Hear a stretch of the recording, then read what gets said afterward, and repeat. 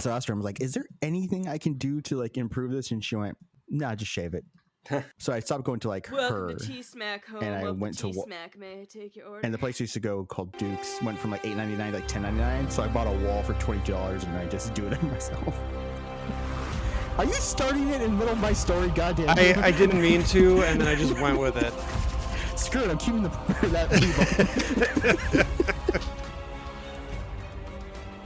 Welcome back, everyone, to another episode of Talking Smack, where we talk superheroes, movies, animation, and comics. I'm your host, Josh Scar, and I am very rude today. I did not mean to interrupt Alex's story and start the show in the middle of the story, but technology does not like me, so it did its thing. Alex, how you doing? I'm doing fantastic. I'm currently admiring two people with a lot better hair than I do. I got. You can't actually see my actual hair, which is a disaster like 90% of the time. But you have it. That's true. That's true. Mine's falling out, so I gotta let it grow while I can. I've been rocking the Picard since I was like 21, so I'm gonna look about 32 for 40 years, and then all of a sudden turn 85. Is that how old you think you look? Oh, shut the fuck up. I mean, Matt and I have known someone since they were 16. They've been bald. Yep, that's about when I started. It was a similar situation where, the hair started to go out, and they were just like, I'm new into it, going bald. And as you've heard, we are also joined by Matt this week. He is joining us to talk about Fallout, the new Amazon Prime series. Matt, how you doing? I'm doing pretty good. How about you guys?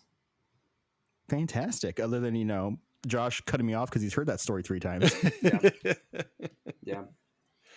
Well, we have to live up to the canon story that you're a tabaxi that lives in my basement. So unless you're an Egyptian tabaxi, I don't know what's happening here. I'm a tabaxi with mange, okay? I wish I had an Iago sound clip. I'm bolting. I'm so upset I'm bolting. Rest in peace, Gilbert Gottfried. Someone who can rot in hell, O.J. Simpson. So just getting that out there. All right. Okay. All right. Coming in hot. To still about 75 internet jokes. OJ finally killed the killer.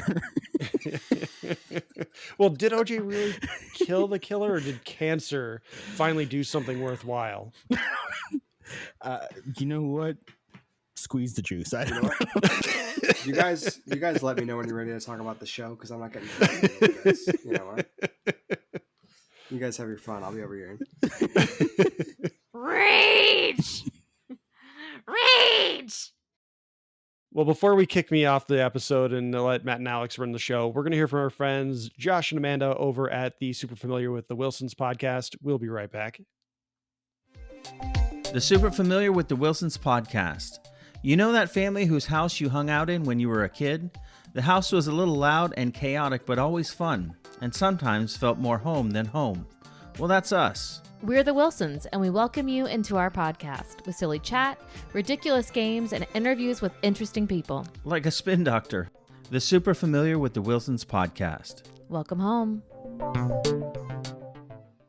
And we are back. We're going to talk the Fallout series. I am actually probably going to be fairly quiet in the discussion of this because I'm a bad nerd and I don't like Fallout. So Okay. All right. I'm sure Matt and Alex have played a little bit more than I have. I believe I played the intro to Fallout 3 because our buddy Josh Shu, he had his whole gaming setup in his basement and I saw him playing it, and like the slow motion sniper shots and kill shots and stuff was really cool. And I liked what I saw when he was playing it. And then I booted up the game on my Xbox or my 360, and I was just bored out of my mind within seconds. Well, yeah, and Fallout 3 is like a notoriously like bad and slow moving opening where you're like it literally opens with the cliche of like, where does the story begin? Oh, it's when you're being born. I don't know that I would say that there is like a great game in there. It's definitely a game that I lost a bunch of time to, but it does take it's telling that a lot of mods are skip the intro sequence mods if you play on PC. So I guess, should we kind of get into like what the show is, in case anybody like is listening and isn't aware of like? Yeah, I think we're that's doing? a great place to start. Yeah, so I mean, first it's Fallout. It's based on, as we've alluded to, a long-running series of video games, which, if you don't know, those are basically open-world action RPGs that take place in like a post-nuclear wasteland where within the world there are these underground installations called vaults where like people from before the apocalypse went in with the assumption that we're going to live here, and then eventually, maybe a few generations from now, we will emerge from and repopulate the world, retake the world, whatever. In basically every game, you are playing as a vault dweller who is emerging into the world for the first time for some reason. Some impetus pushes you up to the surface. Fallout is, it's an adaptation of that series, although it's not adapting any of the specific games, is a similar setup where we... It's important to note that it's also set 25 years after, I believe, Fallout 4. The producers of the show, which include one of the game developers or the game directors, they wanted to make sure that the show was not tied to any specific storyline within a game. Yeah, and they didn't want to set any continuity errors, so they set it deliberately 25 years after the latest game that came out. Yeah, it is the furthest in the timeline, to the degree that that matters for any of these games. It's the furthest in the timeline. And the show, which is similar, where our main, we have a couple of different protagonists, but the one we first meet is named Lucy. She's a vault dweller who, when her home is attacked and her father's kidnapped, she emerges into the surface to go find him. But she's not the only protagonist. There's also Maximus, who is kind of an initiate in this techno-fascist like military cult, the Brotherhood of Steel, which is what the big suits of armor that you see for all these games are. And we also have a man who is basically like an immortal zombie called the Ghoul. He's like a cowboy bounty hunter who's been alive for centuries, and he's got his own ties to the pre-war world. And long story short, their stories are like sort of circling around each other, like they're coming together, moving apart, as they're all trying to, for various reasons, hunt down this MacGuffin and deliver it to a specific place or get it for their own reasons. And that's like the long and short of the show. And there's, we're flashing back to, especially for the Ghoul, some of the pre-war context, because he was alive at that point. And then in Fallout, there are these things called ghouls, which is like when a human gets caught in a nuclear explosion, but for some reason does not die, they may just become an immortal zombie. So we're seeing some of the glimpses of like what happened through his flashbacks as well. Maybe I'll jump here. Josh, you sort of alluded to your history with Fallout. Like, are we all at least somewhat familiar with the games, I assume? Let me tell you my experience with the Fallout games. Okay. Back in the day, there was a system called the PS3, and my friends had told me how Bethesda was fantastic at RPGs since I love the Final Fantasy games and all that. So I got Oblivion. You can't see me, but I'm doing this, listeners. I'm doing that thing where I move my hands You can't side see by side. where, but he's doing that. He's doing the thing. I'm doing the thing where I move my hands side by side to be like, are they? But yeah, Bethesda's great at making open world games that are very immersive, but they're not great at storytelling. According to our mutual friend Josh Shu, Bethesda makes software that then people fix to have a game actually play. So I had Oblivion, which is famously the worst format to buy it on is the PS3 because they never finished patching it. On the PS3, a famously difficult system for some people to develop for, yeah. I got New Vegas. So many game-breaking bugs that I never finished it. I couldn't. So I was like, okay, I've been burned. And then my friends were excited, and they're like, hey, listen, you should get Fallout Shelter. I'm like, okay. Which is just a iPhone game, which I did not have an iPhone, that was monetized, and they let me play it sometimes. And I'm like, this is the game. And they're like, no, it's actually kind of like got a lot of lore stuff. But I haven't played the other games. It's like, okay, cool. And then they're just like, hey, listen, there's a new one coming out. It's fantastic. I know you like Star Wars: The Old Republic. You want an MMO, you're gonna go for it. We're all getting Fallout 76. I'm like, okay, cool, fantastic. I will get it. Now I was gonna get it on my PS4 because I didn't have a great gaming rig at that time. My gaming rig could run The Old Republic well, but it couldn't. So I was gonna get it. A week later, they're like, dude, this is the worst thing that ever happened. They don't even have good NPCs. There's no story. All this stuff is like, don't get it. I'm like, okay. I then was looking at them and I'm like, what should I actually do to understand and get this world now that I've been burned by this company 4 times? And they're like, how about we just send you memes and story stuff? I'm like, okay, I can do that. So I understand, Pet Boy. I understand you pay with caps. I understand I took an arrow to the knee. I understand what the world and concept of Fallout is. I find it fascinating and wonderful. And in about 16 years, when Fallout 5 comes out, I will gladly, day 758, once all the mods have fixed everything, play it. When you have a gaming rig that is too powerful to run it. And I might be able to run it with, Ultra HD 16K graphic quality. I am aware of the games. I've tried playing the games. But every time I've come close to actually being able to immerse myself, Bethesda said, here's a middle finger. Please give us money. And I have failed. Yeah, that's interesting. Real quick, while I'm thinking about it, I did not name any of the stars of the show in my rundown, and I apologize to them, who I'm sure are listening for that. They better be. We've got Ella Purnell as Lucy, who has the largest, most doe-eyed, I am a sweetheart, please stop hurting me. Look, they went, Alita Battle Angel? Do we have somebody who almost fits that without the CGI? Her first introduction, she gives us her stats, which is fantastic. I'm skilled at this. I'm skilled at linguistics. And then the very next scene, because she's looking for approval to marry outside of the vault because she's related to too many people in the vault, she says, I can't believe I'm going to get married. After 10 years of cousin stuff, I get the real thing. What is cousin stuff? You know what cousin stuff is. They basically say it. Anyway. Alex, you don't know need exactly to what be it means. Explicitly said. Okay, that's creepy. They're like 25th generation vault dwellers. What else are they going to do? They do basically but say that's it later. weird. Because, yeah. They did not need to say that in the show. Well, they say it a couple times over the course of that first episode. It answers the question that nerds are going to have. So you just get it over with. They're hanging a lantern on it. Anyway, I was trying to do an aside about the stars of this show before I talked about my gaming experience. My apologies. 15 fucking minutes ago. You're talking about the stars of Fallout. I thought you were talking about like me and Alex. Like you're going to talk about us for a second. Like, why is he? Oh, people have been listeling. The 25 people talk about it. That's interesting. That's interesting that when I say stars of the show, your mind immediately goes to 2 of the people on this little round table, but not the other one. You're a semi-regular co-host, Matt. You're not here every week. Matt, Alex and I are on a pretty good streak of 13 or 14 straight weeks. No, sorry, I missed a week and Justin joined in. We had a good streak going. Okay, to be fair, I'm on a streak of 17. You're on a streak of 15. You gave me that week off.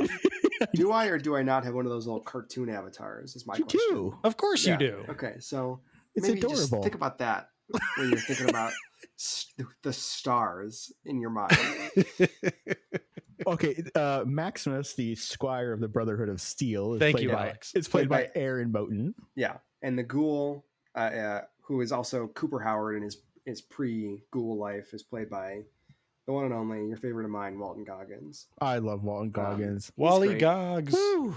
Now, Matt, I realize you haven't really said what your experience with the video game franchise is. It is. First of all, I was not really mad before. I'm just doing a bit. I'm doing bits for the show. Well, while we have a second here, we do also have to mention that Lucy's dad is played by the original Paul Atreides. It's played by That's true. Kyle MacLachlan. Let's say their name. Let's say their names. But he was Paul Atreides in the 80s Dune movie. And he was also the captain in How I Met Your Mother. How many people listening know that? If Slade's listening, he would know who the captain is because he has talked about how I Met Your Mother is one of his all-time favorite shows. Yeah.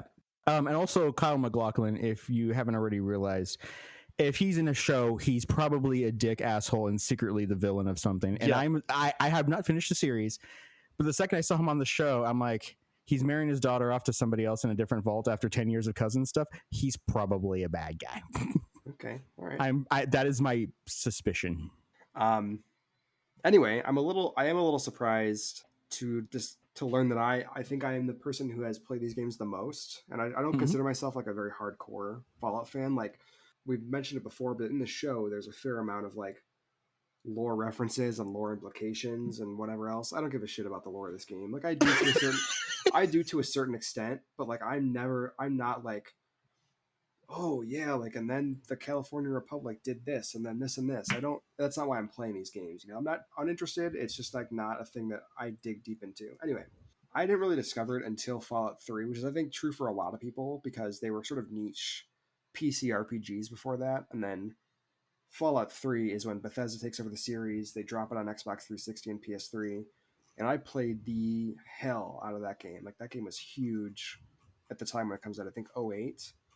And I didn't actually beat it for like several years after that. It was a game that I sort of picked away at. Every once in a while I'd get into a jag of playing for X number of hours before I finished that and all the DLC and stuff. I've dabbled in New Vegas. I have played a fair amount of Fallout 4, but I didn't beat it. I did play a very little amount of Fallout 76 because my brother managed to snag me a code when he was working at GameStop. So we both ended up with codes, and I was like, free's a good price for what I'm hearing about this game. And so I've dabbled a little bit, and I've heard it's gotten much better, but it was not very good when it first came out. So really 3 and like some other stuff here and there is my main exposure to the series. Really the Bethesda era of the series, which is fitting for this just because Bethesda owns the series and therefore they're the ones who are like shepherding this in part, and they're the ones who are like giving the notes in terms of like what's the lore, what can we do with the lore. So Yeah, and I know broad strokes, like we said. The game that I started playing and after like 2 hours just put down and never went back to, you get a general idea of what's going on. You understand that. I think they put you through like a quiz at the beginning of the game to get you to understand the history of the sort of, world. and it's also I think it's also a way to like start doing your stats too. It's one of the ways they mask like, oh yeah, there's Yeah, you answered this and we'll give you points in this or whatever. But that's also right. yeah. Yeah, it's like 220 some odd years into the future after a 1963 nuclear or 1960s nuclear fallout. 2077. 2077 is when 70. At the end of the first episode, it said like 200, like 2077 to 200, like 19 years later or something like that. I swear. Let's see, because you might be right. I like I said, I don't give a shit about the lore. Well, okay, so that's actually one of my main questions that I never quite understood is why is everything so 50s 60s tech if it's 2077? Is it like it's not supposed to be Earth, or is it supposed to be like an adjacent Earth? Well, it is Earth, but like the whole idea, and I don't know how much of this is like added in from Bethesda after, or how much it's baked into the original 2 games that were by. I think it's Interplay, and then eventually that studio shutters and then forms Obsidian, which are the people that developed New Vegas, which is why that one's the best one. Mhm. Anyway, so I think it's less about the fact, like the factual verisimilitude of like, oh, it looks like this, even though life in 2024 or whatever it looks like this, as it is just about like the pastiche of Americana, right? Where, Right. so I think it is like to the degree that any of this is like understood to be our world. I think it is like not supposed to be like some alternate timeline, or I guess it would be an alternate timeline, whatever, but it's like not supposed to be like, oh, some other planet somewhere. Yeah, I guess it'd be more like a Jetsons kind of future where it's we never really outgrew the 60s or Yeah. the 70s, or that became the new thing Yeah. in like 2040 when they started building things again and just kind of stuck around. Which I apologize, I didn't catch that it was set in like 2077. Yeah. Which explains the skyline. I was like, oh, okay, I guess this is like an alternate reality Earth Yeah. where it's like it's a retro futuristic Yeah. world where it's semi-futuristic, but it's still the past, and then we jump forward. Yeah, in my time. confusion for your But initial question lies in like the whole conceit of Fallout 76, which is it's called this because the idea is that like that's when the first vault dwellers emerge, is like not in 76, not 77, obviously, as like the tricentennial celebration of America, like we're back and everybody's starting to leave the vaults again or something. So that one is like the one that takes place Okay. like earliest in the timeline, because, and which was also their justification for no NPCs at first. So it's the first people to emerge from the vaults. So I was thinking that, even though it's like, if we're looking at the chronology again, to the degree that I give a shit about it at all, that it's like 100 years after what you're asking about.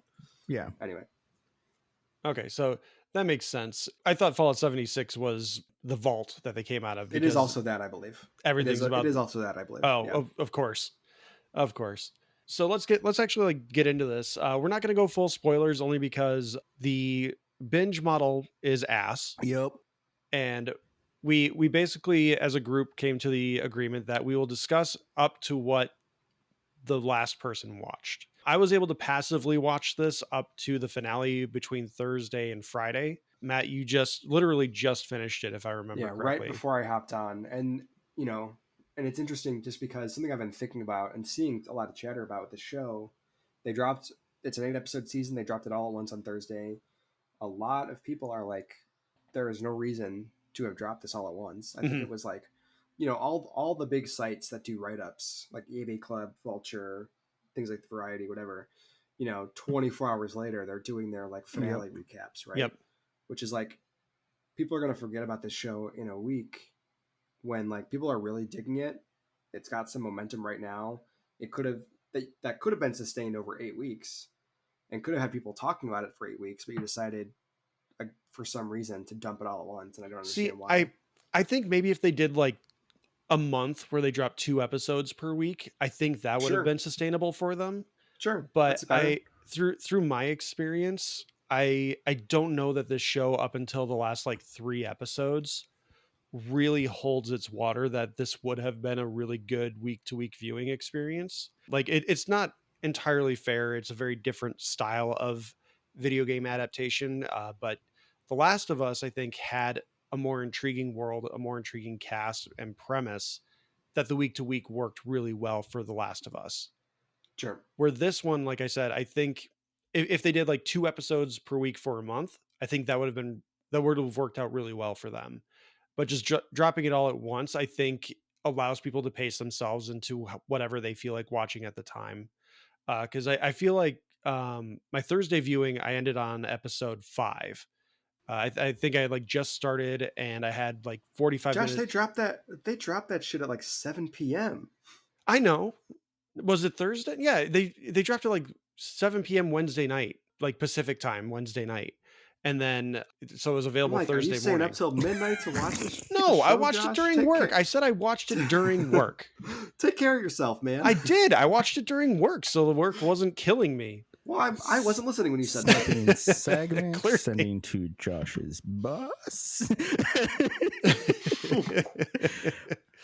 I said passively when we started. I passively watched. But I started episode 5 with like 45 minutes left in my shift for work. And I was just like, I can stop here. I have no desire to keep going. I'll just get back to it.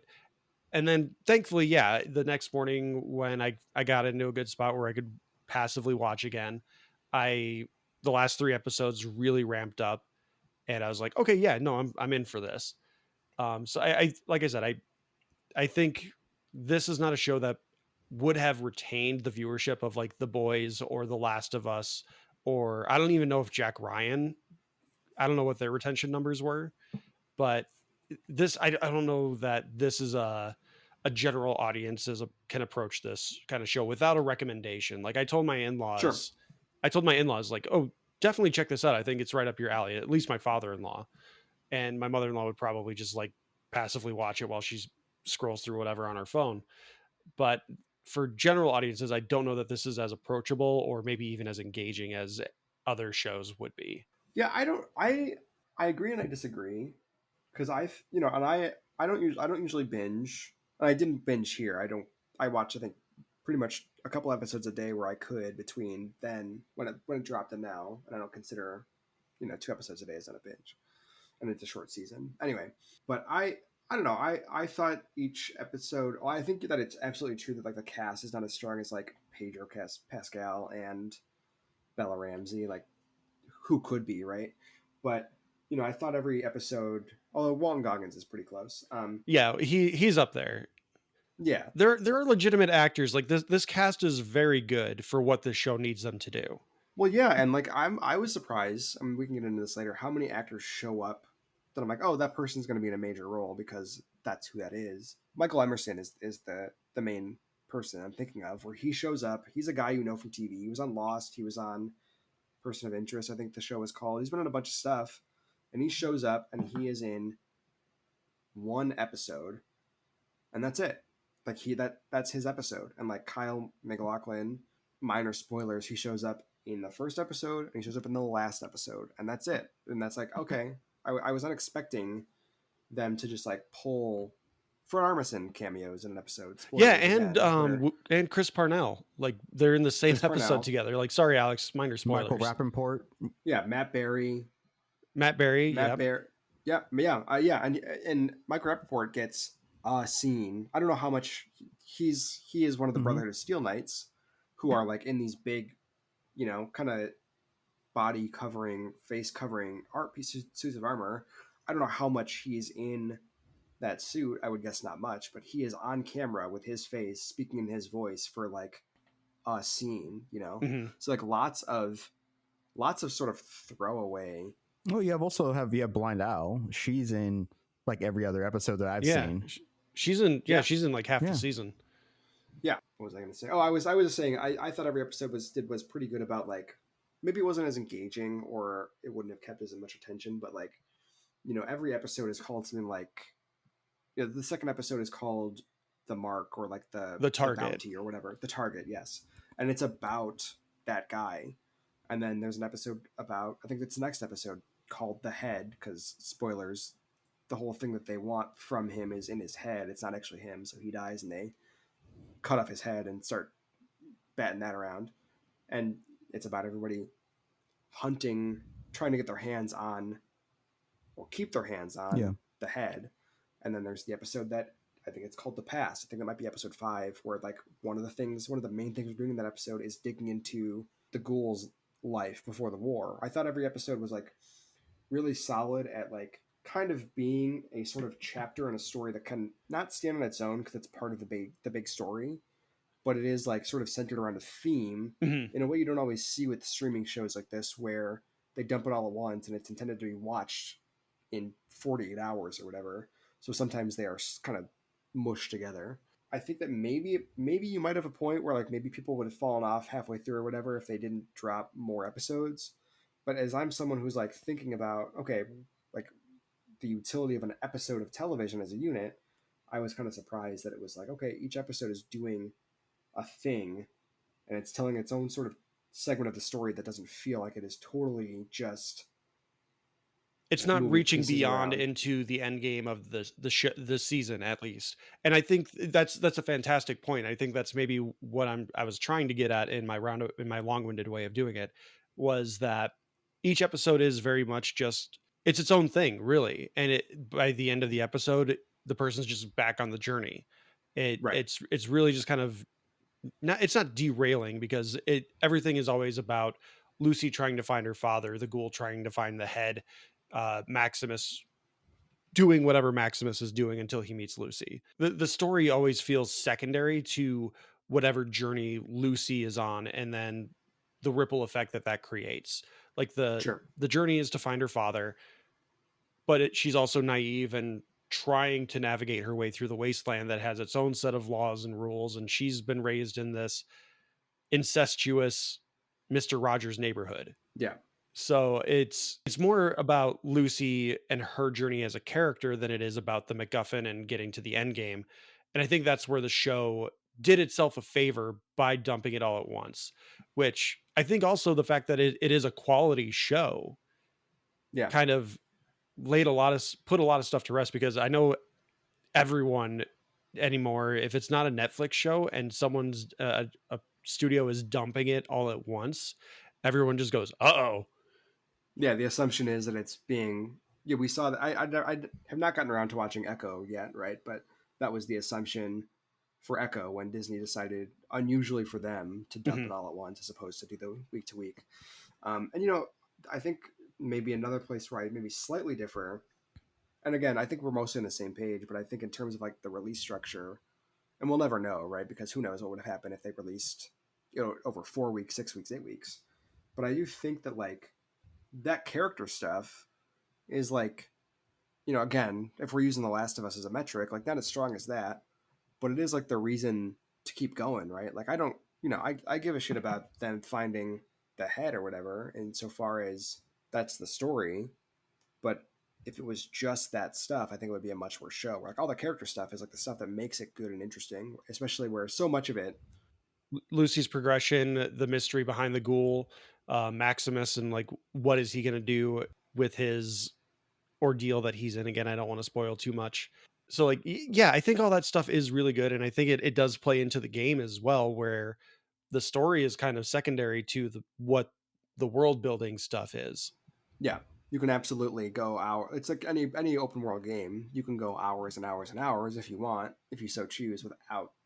Well, hell, the ghoul even says in like episode 4, which is a side quest, some bullshit always comes up to sidetrack you. It literally drags her away from the plot. Yeah.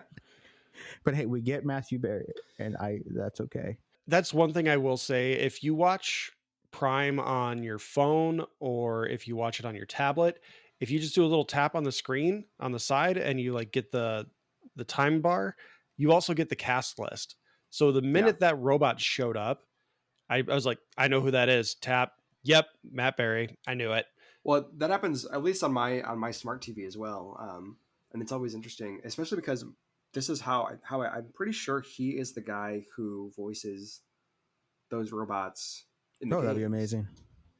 And I did not know that until now. Now, I will have you know that feature is called X-Ray, and it is patented by Amazon. Yeah. So Amazon, not a sponsor, but you should be. Because now I'm also going to slightly trash your binge model. Now, Amazon is bizarre because like Clarkson's Farm, the Grand Tour, week to week.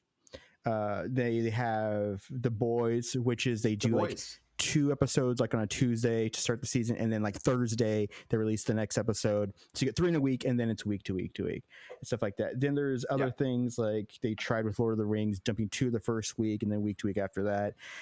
This they announced it was all going to be at once on a Thursday, then push it like 5 hours early. I don't know what the hell they're doing with their marketing department because I don't understand the intention of it. Like, if you want a miniseries, this TV used to have events. Sam Neill did Merlin, which was a 4-hour epic release thing, and it was just 2 weeks. If you want to go back to like the 70s, or was it the 70s, you had Roots, which is like 4 2-hour episodes over like 5 days. It was phenomenal. They have a model that you can create this water cooler talk of keeping the show around. I think the show is stronger than we're giving it credit for, because I started watching it. The first 8 minutes I think is phenomenal, and you get a flashback to the past with Walton Goggins like down on his luck with his daughter there. He's a former TV star. They allude to something he doesn't want to talk about. And then you get this beautiful atomic bombs being dropped over, I'm assuming it's LA. I think and it is one of the most horrifying and gorgeous depictions of nuclear war I've ever seen. And big credit to the girl that plays his daughter. Amazing job. For a child actor, she conveyed that fear so well, because there's this whole thing where he's like, oh, if the explosions or the smoke plume, whatever, is bigger than your thumb, no point in running. But if it's smaller than your thumb, you're fine. Yeah. And so like she sees the explosion, she puts up her thumb, and you just hear her with like this quakiness in her voice, and asks her dad as desperately as she can, is it my thumb or yours? Yeah. I mean, and like, you just get it all. And I'm just like, give that girl work, treasure her, phenomenal, and protect her. And she is going to be an amazing actress if she wants to continue to pursue it. Oh yeah. So it was, I think, sorry, Tegan Meredith plays Janie Howard. That's who she is. Fantastic. The first episode's about an hour 15, and it's probably around 45-50 minutes, sometime around the whole betrayal that happens in the vault, which we talk about. Lucy's dad, Kyle MacLachlan, getting kidnapped. My wife comes in to the room, and she sits down, And after like a minute and a half, I paused and said, "Do you want me to catch you up or not?" And she was like, "Yeah, I don't know anything about Fallout, so might as well." So I gave her the quick recap. Nuclear explosions. Walter Goggins, awesome. She's adorable. Betrayals happened. Let's go. And we've now been watching it. We made up to episode 4. I will give a trigger warning to anyone who starts episode 2. There is puppy side. It is horrifying. Because if the puppy is under 10 ounces, you chuck it in the incinerator, and they show that. Oh. And by the look on your two faces, you both miss that. Yep. No. Oh, okay. I thought you were talking about the thing with the act, like the dog where he stabs the dog and then it reveals he's I'm not talking about the actually dead. puppies. The little puppies. Yeah. I caught that, but I completely forgot about it. I didn't notice that one at all. I did catch the later thing, which again they backtrack on that. They don't John Wick the dog, at least the full grown dog. Oh no, I do remember that. I just again passively watching it. But yeah, it's in the medical lab or the whatever. Yeah, where it kind of pans past a guy tossing something into the thing, and it's, if specimens are under 10 ounces, and then cuts to him, he's measuring and kind of cheating it to say dogs and stuff. And so I mentioned to one of my friends who's a dog trainer, and he's like, "Oh yeah, I was passively watching it. I missed that. I just saw him write down 10 and carry a dog away." And I'm like, "Oh good." He's like, "Yeah, I would have turned it off if I had actually seen the first part because he's a dog trainer, that's what he does." But I immediately stopped, and bless the website, does the dog die? I looked, is the dog a CX404 a good dog and lives? They're like, the dog's fine. And I went, I will keep watching the show. Yeah. I was really shocked because another thing is, like, many of these games have they have like companions you can collect and find and bring with you, and there's often a dog that looks exactly like that dog. It's one of the things that is sort of a kind of a reference. So I was like, oh okay, like that dog was in the marketing. I think that dog's gonna be around. And then when he gets stabbed, when he's stabbed by the ghoul when he attacks the ghoul, I was like, oh shit, they just killed that dog. I was not expecting that. And then later he like gives him drugs and the dog's like, I'm alive. The most amazing drugs. Him an HP potion. Yeah. Nice stim pack. All of a sudden the dog literally stands up completely healed. I'm like, I need a stim pack for like my right knee, my left elbow. I need one for my metabolism, please. Yep. Yeah. But Alex, sorry, I don't mean to keep backtracking to like the binge model, but you raise a really great point that we've talked about ad nauseum here, which is the binge model it creates an uneven playing field. Yeah. Because like I sent a tweet to you that really pissed me off because it was like less than 24 hours after the show had dropped on Amazon, and someone tweeted out, finally finished watching Fallout. Like, it's less than 8 hours of viewing and it's been out for 24 hours. And if you have nothing else to do, like, what do you mean finally? It's been out for a day, not even. Like, chill the F out. And losing that cooler moment where you get to have a conversation about an episode that happened, like in, let's just say more recently, House of the Dragon or The Last of Us. Like, because it's week to week, you have to talk about it with someone, and like everyone's on the same playing field. Everyone's seen the episode, and if someone's like a day behind, they'll watch it like on Max or whatever within the next day or two. Mm-hmm. In this, we're already on an uneven playing field. Matt and I have finished the show. Yeah. Alex, you're on episode 4 or 5. Yeah. So like, yeah, we have to restrain ourselves to make sure we're not spoiling anything for you. And because we're good friends, that's what we're doing. But appreciated. If you're trying to talk to someone at the water cooler and they're an asshole, they're going to, oh man, the Statue of Liberty from Ghostbusters just showed up at the end of the episode, and now they're going to New York to do some bullshit. Yeah. Well, it's interesting because for me, it's also the way I avoid those water cooler conversations is I just work at home. So the water cooler is me and myself. Anyway, but like, scare yourself with your reflection in your fridge. Yeah. I remember when I think I caught the last 2 seasons of Breaking Bad when they were airing, as opposed to on Netflix or DVD or whatever. And like, there is something about like watching, and I caught this with Better Call Saul also as a related project. There was something about watching like a really just fucking good episode of television. Mm-hmm. And then for the next week, maybe longer, if it's like a season finale or something, it just sits with you, right? Oh, And yeah. you find yourself thinking about it like days later. And you're like, oh man, that fucking ruled, or oh, I just thought of this that recontextualizes this scene or whatever. On top of those conversations you may be having with friends, and I don't begrudge anyone a binge. Like, No. if they want to binge No. something, or if that's how they prefer to watch something, that's fine.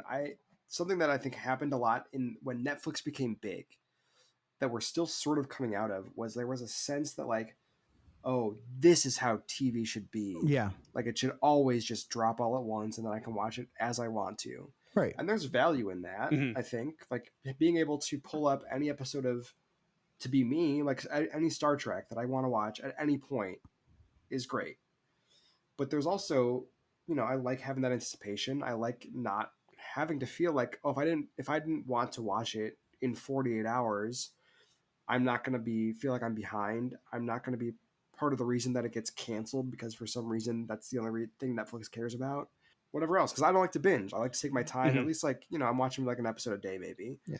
But there's just something about it turns out we figured out what television was, and it was the thing we're all going back to, which is Yeah. Yeah, and like I mean, right now Shogun is a big thing that I've seen a lot of people talking about, and I've been enjoying it. Like you said, just kind of marinating in each episode as it comes out. This most recent episode teases a big to do, and I've just been on pins and needles waiting for Tuesday to get here so I can watch the next episode. Whereas with this, like I said, it's a fun show. It's probably the second best video game adaptation behind The Last of Us, and I think it's very good quality. I don't think there's any real drop in visual effects or in immersion or anything like that. It does what it sets out to do, and I think it does a really good job with it. It's just, and maybe it's more to do with the source material, but I just don't think it's as engaging as other things have been in terms of adaptations, or in this case, just a sci-fi TV drama. Yeah, and I think it's worth noting, if we are again using the Last of Us metric, that is also a story that is designed from the ground up to be much more cinematic in its original presentation than any given Fallout game, which is more about the exploration, and there's story there, but it's much less about having bespoke characters act out scenes like they're in a movie, which The Last of Us was, and then they were mostly able to translate that very well to TV. Yeah, and to reiterate, I said early on, it's not necessarily a fair comparison because, Sure, like you said, but you're the one we adapting keep going very back to. different game genres and intentions within the games. Because, like you said, The Last of Us is very story driven, very cinematic, whereas this is an open world exploration game. So you have to create different kinds of expectations, and that's where I'm trying to be a little more fair. And I do praise the cast. The production team did an absolutely amazing job. The costume designs, the set designs, all of it is just off the walls accurate to the game, and it stands out high above most anything else I've seen on TV, especially for an adaptation. Yeah, I mentioned The Last of Us only because we keep coming back to it, not because Yeah, and it is the metric. Like it's for any medieval fantasy movie that comes out anymore. It's gonna be The Lord of the Rings or Game of Thrones. Yeah. Like those are the two flag bearers for that genre. See, I would compare it more. I don't think it's fair to compare it to The Last of Us, because if you're comparing it to The Last of Us, you're comparing it to a story that was written with the intention of you play their story for 6 to 10 hours and something like that. You need to compare this to the Resident Evil TV series. This is an adaptation it's an adaptation of the world with an original story set within it. And if you're comparing it against that metric, this show is phenomenal compared to what we got over there. I mean, rest in peace, Lance Reddick. You were amazing. God bless you. You were the best part of a terrible show. And you were the best Wesker we've ever had. Bless you. You know what? First, I honestly, when you said Resident Evil show, I was like, I'm not going to correct him. They were movies, because I completely forgot that they did a fucking TV show. Isn't it like Welcome to Raccoon City or something like that? No, that was a different movie. That was a different movie. That was Jesus. That was the faithful adaptation of the first game, and it was bad. Also, our most liked Facebook post. It's true. That and the Proud Family, those are that's a really weird dynamic right there. Yeah. I do want to say one more thing before I forget, because it's bothering me now that you mentioned it. Amazon's release model is just ass, because I watched Invincible, and season 2 debuted in like holiday season 2024 or 2023. They did, I think, like 4 episodes, and then they took 8-10 weeks off, and then they came back, and the show was releasing on Wednesdays. Came back, released an episode that Wednesday. Then they started releasing on Thursdays, but then the finale was coming out. They're like, "Oh, it's going to be out on Wednesday," and then it released Yeah, on a that's weird. Thursday. Yeah, that's weird. Yeah, that's weird. Well, and like you mentioned, this show, like I think it got pushed up a couple times, and then even the day before it came out, they're like, "Oh, by the way, we're releasing it tomorrow instead of when we said a day later." I would love to know what drove that, whether it was the perception that it was bad, and they're like, if we don't release it sooner rather than later, it's people are going to think it's bad because we're dropping it all at once and it's just growing. Go back to the story. I think that the story is actually pretty strong. I'm only 4 episodes through it. You know, I'm happy at the halfway point of the season, but I'm invested in her story. I like Walton Goggins as the ghoul is just, he's brilliant. He never misses. That man does not miss no No. matter what he's in. The show, I love their use of like practical effects in the world.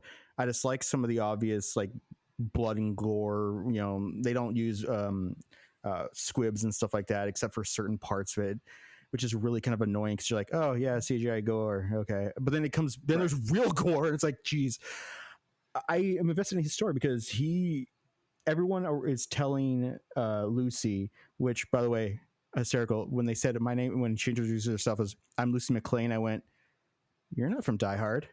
Later, my wife did not hear her full name because she came in like late in the first episode, and then they're like, Lucy McLean, and Liz went, Die Hard? Because yes, John McClane's daughter's name is Lucy McLean. But there were only 2 of those movies. So there's only 1 season of this show. But I'm invested in her story because when he has captured her and forcing her to walk through the desert, and she finally gives in because she's been parched and beaten and starts drinking the irradiated water while her whatever the arm thing is called is going off. Pip boy. Letting her know this is dangerous. Don't open it. Don't do it. Don't do it. And she's just downing it all. While even he did not actually drink it, because it cuts to the side. He's actually kind of pouring it down the side of his face. Even he won't drink that shit. Yeah, and he doesn't have to worry about that shit. Yeah, and then, you know, we had the whole scene with Snip Snip, which God bless Matt Berry and Snip Snip. And then you see her struggling still to try to keep the goodness, even though everybody she runs into is like, oh, girl, you shouldn't be here.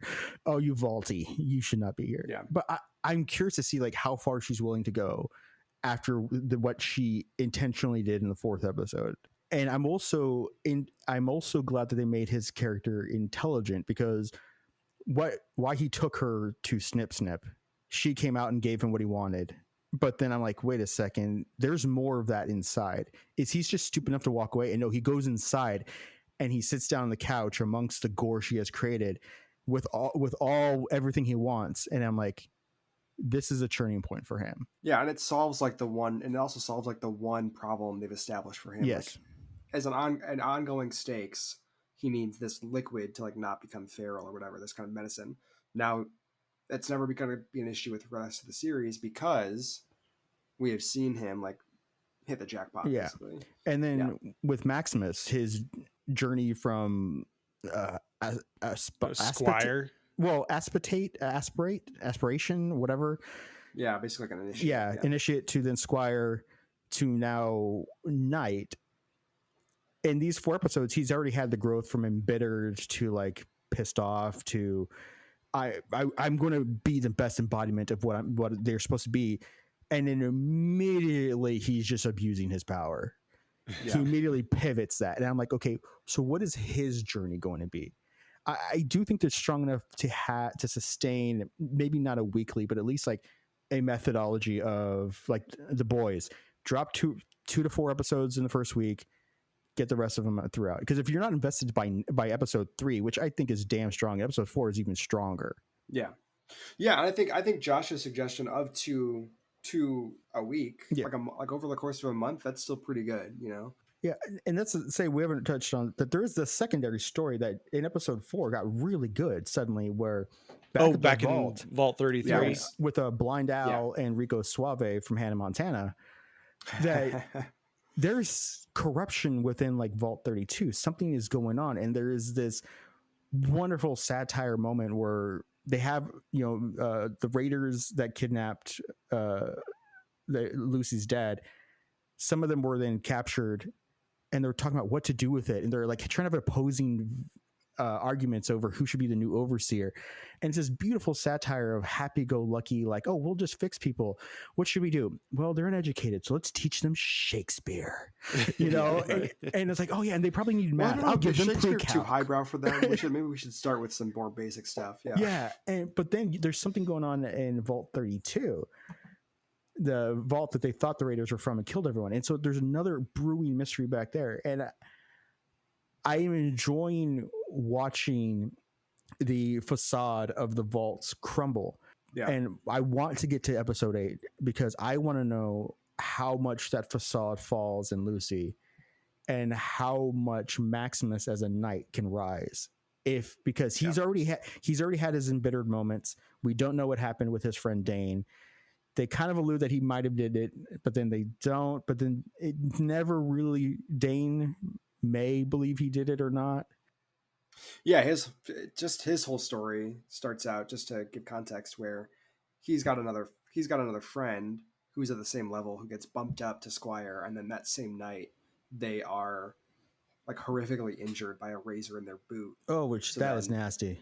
Yeah, so then they can't do that anymore, and then Maximus is accused and denies it, and it is left a bit ambiguous as to whether or not he did it or not. When I watched it, I was inclined to believe him, but then he ends up getting bumped up to Squire instead, and then that starts his whole journey as he leaves the Enclave with one of the soldiers. Then the lowercase e Enclave, because there is a faction called the capital E Enclave, which the show barely touches on, which is very interesting to me. Which by the way, I will say to defend the show's writing, that scene where he is interrogated by the clerics of whether or not he did it, with the knight, the Brotherhood of Steel, marching behind him. Basically, the clerics are just like, we don't give it. We believe you did it. We don't give a crap. Whatever it is, your fault. You failed us in everything you've ever done. And then the subtle manipulation to work. Not he doesn't manipulate them. They manipulate basically him into testifying against nothing. Right. So that they can keep, and they decide to keep him, was a brilliant piece of just mind fuck. Yeah. Another thing I'd really love to praise about this is the way they're able to convey and emote through that Brotherhood armor, especially Maximus once he's in there, and also when his knight Titus is initially in there. Like, even just them going like fuck, the way it's conveyed through the voice modulator, it still comes across as funny. And it works so well. There is no stone left unturned in the production value of this show. No. I think. But yeah, and like, it's so wild. I don't know. I'm sure there's some kind of CGI effects. It's to some degree, whether it's the number of them we see or the grayscale of the show, I think, helps cover up a lot of those CGI effects. They built at least one set of working power armor to use on this show. Like, they busted it out at the Game Awards, where Walton Goggins and one of the other stars, I forget who now, and somebody in power armor just walked out on stage, which is kind of incredible. Where it's weird sometimes when I catch myself thinking, oh, that's a real set. Yeah. Or, oh, that's a real prop, because so much now is done on green screen that it's almost sad when I'm like, oh shit, they really built a set for this vault, even if they may be putting some backgrounds up or something. Yeah, it's the Marvel effect. In Iron Man was at 1 and 2, they had him in a full suit, and then after that, it was a helmet and a bodysuit he walked around in. Yeah, right. Yeah, right. It's that thing. It's they actually built it, which you appreciate when Edge of Tomorrow or Live Die Repeat, whatever you want to call it. They walked around in mech suits for that movie. They struggled with that, which is great. But I find this journey very interesting. I'm happy to finish the next 4 episodes, probably the next week or so, and I want to see where this journey actually takes me. Apparently, there's rumors already working on season 2, which we've already talked ad nauseum about it. The binge model of what is it, great TV, peak TV, or whatever, where we don't get actually shows every year, we get them every 18 to 24 months, Yeah. which then kills momentum and stuff. Yeah, and you have to wonder too, because like I don't know how much this would have been impacted, this show specifically, but there are shows that would have come out this year. Like I think again, to be me, I think Strange New Worlds is a show that is getting pushed to 2025 because of the strikes too, which I think strikes were good and necessary, and I think they needed to happen. But also, it does extend that sequence where the final season of Star Trek Discovery is airing right now. Whatever you think of it, the last season was in 2022. We're getting these huge short seasons and then large gaps in between them.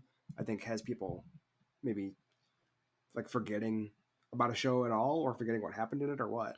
Yeah, we definitely forget, because Ricky and I just finished Halo season 2, which the first 4 episodes of that were immensely better than anything that happened in Halo season 1. But we didn't remember jack shit that happened in season 1.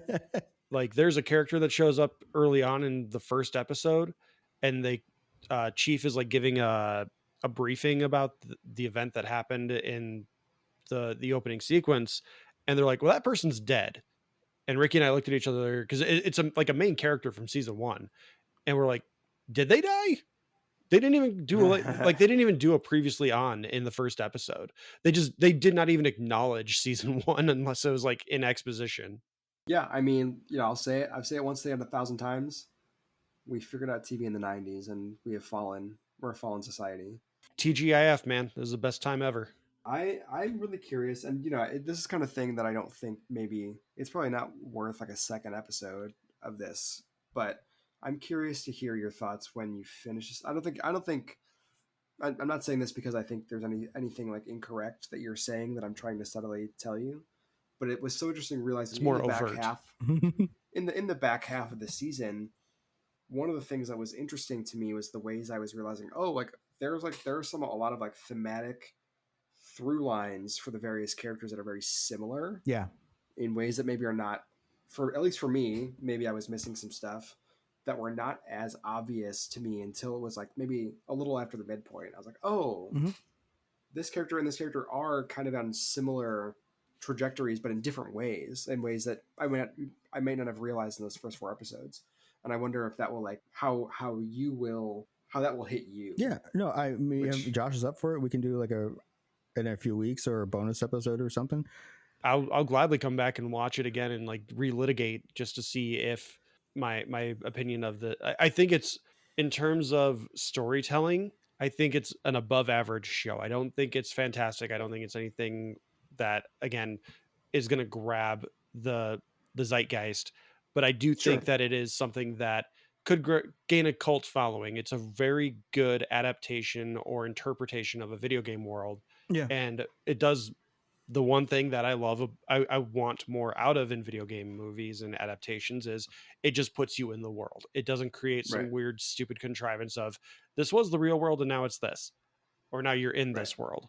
Yeah. And I mean, I think so far the early buzz, which is I think another reason that the distribution model was so on top of mind, is that the early buzz from people who are seeing it is like extremely positive, which I think one of the reasons people are like,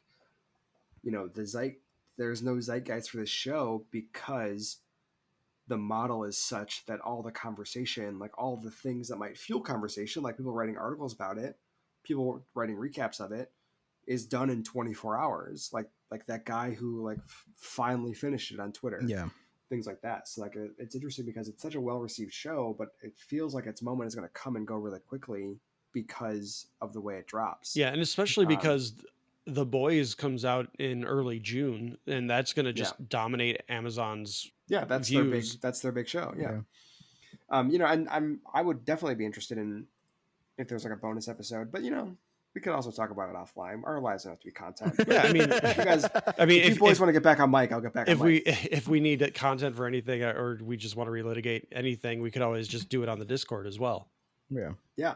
Ooh, Ooh, boy, the Talking good. Smack What a Discord. great segue. Have Yeah, you all so joined I mean, it before yet? we finish the segue though, we do have to give the ratings, which is I will say this is a must see. I think this is a show that, like I said, it'll gain a cult following because people are recommending it and people will enjoy it.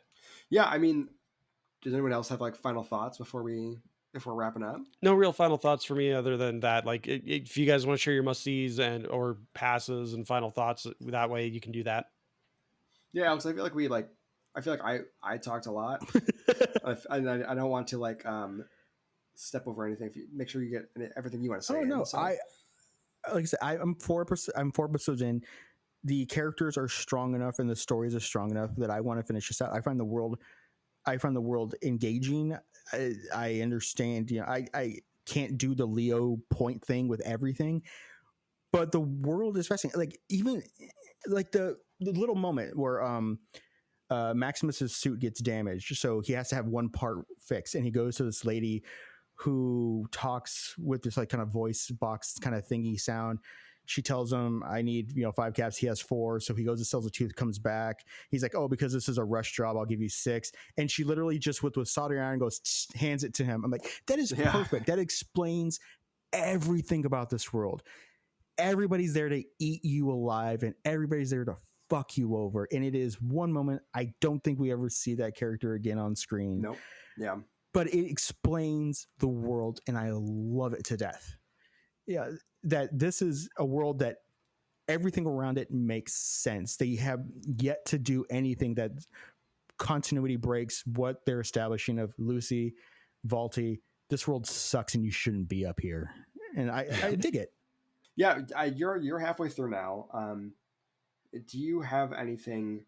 Do you have any guesses or any predictions or what do you think is in store, or like what's your guess, and maybe whether we come back for another episode or not, you can look back and think, oh, I was really right about that, or really not. I already know the dog lives. That's all. That's what really matters. But I'm going to assume that towards the end, Lucy is challenged. The journey is about Lucy's conceptions of the world being challenged. I will make a prediction though. I think this would happen. Lucy will actually say fuck. She said gosh darn. she says damn it. She says okie dokie. I was so tempted to get some of those sound bites, but I just did not have the time. Yeah. I think she will say the word fuck and probably use it out of context because that's going to be adorable. My prediction is that it will somewhat turn into I think the end of the show will end up being something along the lines of wolf and cub thing, where she and the ghoul end up together to continue to solve some kind of mystery, because I don't think they're going to find her dad. I mean, I think she finds her dad, but I don't think she resolves the entire story by the end of this. Like, I don't see like Moldover seems they have built up too much around her to have her be defeated like season 1. I think she probably loses. Then escapes to fight another. And I think, and I hope that the last shot is like Moldova as the ghoul, Lucy, and CX404 like running off together to go find an adventure, to go find her or something. Okay, all right. Kyle MacLachlan, I just think you don't cast him unless he's an evil guy. That's just his role. I'm also hoping that Maximus actually, it ends with him trying to better the Brothers of Steel, because he had a great little moment with his sire who used to be his bully. And so I'm hoping like the two of them like somehow bond together and maybe try to break the cycle of I beat the shit out of somebody beat the shit out of me, so I beat the shit out of somebody, so now somebody else needs to get the shit out of them. That, the way he talked about his cycle of life. I hope that they're able to kind of like forge into the Brothers of Steel to do something good. Those are my hopes. But then again, this show has showed me that, you can cut people's legs off and arms off, and I will praise them. They did something Game of Thrones never dared to do: a main character with a missing nose, because Peter Dinklage was supposed to have a cut off nose instead of just a gnarly scar.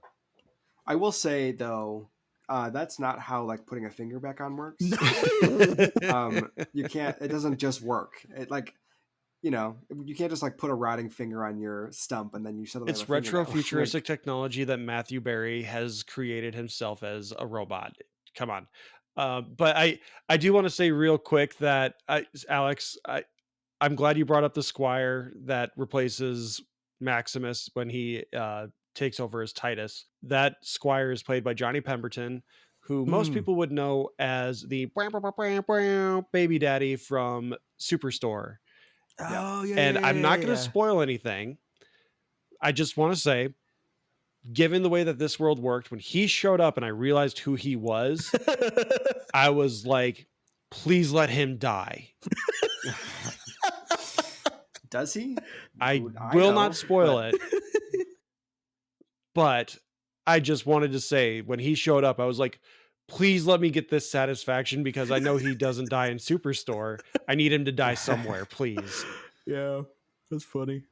I just need some like displaced anger management here. He's fucking good on Superstore though. Oh yeah, He plays the annoying baby daddy very well. I will say that. But I just, anytime he opened his mouth, I wanted him to just disappear. Yeah. So it's a must see for me. Matt, what are your thoughts? Yeah, I think it's a very strong show. You know, I was really, with anything like this, any big adaptation like this, I'm always really iffy on it. I probably said something very similar when we did the Last of Us episode. I'm like, we don't need this. It is that game is already so cinematic versus we don't need this. Like, this game doesn't need, that's not what makes these games interesting or good.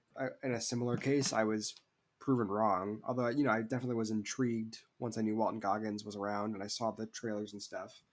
But it really won me over, and I was very skeptical of it at first. So, you know, there's gore, there's adult themes, all that stuff, if that squicks you out. Some puppy stuff, like Alex mentioned. But if you can deal with all that, and you have Amazon, and you don't want a huge time investment, I would say it's a must see. Yeah, and best part is they throw all the ads in the front. They're like, "Oh, this sponsored by your." Don't get me fucking started on that. If that's good, they shouldn't be there in the first place. Yeah, interrupting is the worst. So I was appreciative at least that they were like, "Oh, this episode brought to you by this place, ad free for the rest of the episode after 45 seconds. Here you go." So I was appreciative of that. I'm glad I pay $120 a year so they can try and sell me Samsung phones beforehand. All right. Well, Matt, please, we already kind of segued and we de-segued, but let everyone know about the Discord. Yeah, Discord, big old chat room where it's basically this, but in text form. So if you're into that, if you like me, never shutting the fuck up, and Alex always trying to get a word in edgewise, then that's your place. Maybe that's where we'll take our final thoughts once Alex finishes. Maybe it'll be another episode. But if you want to make sure you get it, no matter what, join the Discord. We're nice. We're fun. You know, don't tell my boss, but if I'm at work, I'm probably looking at the Discord. And I'm not being passive. Alex, let everyone know about our sweepstakes that we're running. We are running a sweepstakes right now that if you give us some good fight submissions for episode 150 that's coming in June, we will send you a free code for a copy of Marvel Midnight Suns. You'll be entered in for a sweepstakes. Sorry. Yeah, sorry. We're not giving everyone a copy. Sorry. Yeah, you'll be entered into the sweepstakes for a free copy of, was it Marvel Midnight Suns? Yes? Yes, a Steam copy of Marvel Midnight Suns. Hey, can I ask a quick question? Can hosts get in on that? Can, like, the stars of the show? Well, I mean, Alex and we don't need it, but I mean, right. semi-regular co-host maybe. Yeah, right. Yeah, okay. Yeah, if you have an avatar. Yeah. You can follow us on social media at Talking Smack Pod on Blue Sky, Instagram, Threads, Hive Social, Post News, Facebook, YouTube, TikTok, Lonnie's website. Alex, who's doing our remix? You know what? In honor of everything, the remix is being done by Lucy McLean because I'm pretty sure music is one of her talents. Yeah, she wanted to be a pop star in the fourth one, didn't she? Yes.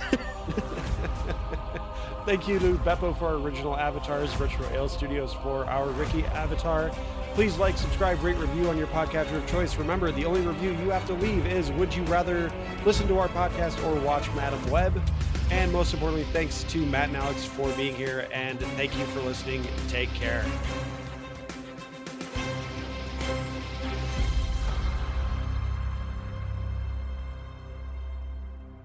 Watch Star Trek then Fallout. I mean, I'd watch Madam Web. Who loves T-Smack? I love T-Smack. Is it true? Mm-hmm. I do. Ooh. Rude.